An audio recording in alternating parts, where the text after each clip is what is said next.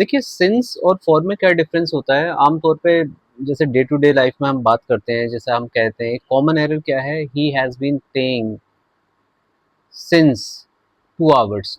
यहाँ पर सिंस नहीं आएगा, यहाँ पर आएगा फॉर 2 आवर्स, FOR। देखो जब ड्यूरेशन मतलब लेंथ ऑफ टाइम दे रखी होगी ना, तो आपको फॉर का इस्तेमाल करना है। तो 2 आवर्स क्या हो गया, एक लेंथ हो गई है ना, ड्यूरेशन हो गई। उसी तरह से सिंस इस्तेमाल करिए जब कोई स्पेसिफिक टाइम दे रखा है। जैसा आपने कहा कि मोहन सुबह से ट्रैवल कर रहा है, तो आप बोलेंगे Mohan has been travelling since morning. अब यही टेंस जो है ना, हैज बीन के बाद जब ये वर्ब में आईएनजी आता है, इसी को हम कहते हैं present perfect continuous tense. Present perfect continuous. ये कहना ठीक नहीं है कि Sumit is travelling for 10 years. ठीक है, तो अगर पास्ट में कोई एक्शन स्टार्ट हुआ है और अभी तक चल रहा है, तो उसी को हम कहते हैं प्रेजेंट परफेक्ट कॉन्टिन्यूअस टेंस, और वहां पर ही हम सिंस और फॉर का इस्तेमाल करेंगे। यहाँ पर ये प्रेपोजिशन का काम कर रहा है।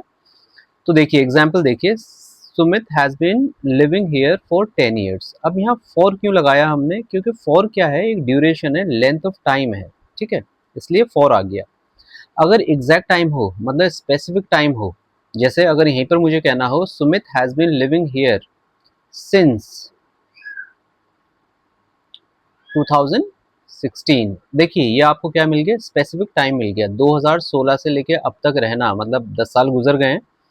तो आपको ये पता होना चाहिए कि कब एक्शन स्टार्ट हुआ और अभी भी चल रहा है वो। ठीक। अब नेक्स्ट एग्जांपल देखें आप, the student has been reading since morning. अब मॉर्निंग क्या है, फिर से एक स्पेसिफिक टाइम मिल गया आपको।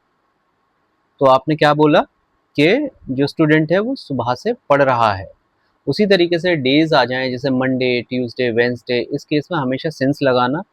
और कोई एग्जैक्ट ईयर मिल जाए, जैसे since 1925, they have been in this business since 1925। उसी तरह से आप देखिए, आप अगर मैं आपसे बोलूं कि मान लीजिए आपको किसी से इंग्लिश में पूछना है, भाई आप कब से शादीशुदा हैं, तो आप कैसे बोल सकते हैं, हाउ लॉन्ग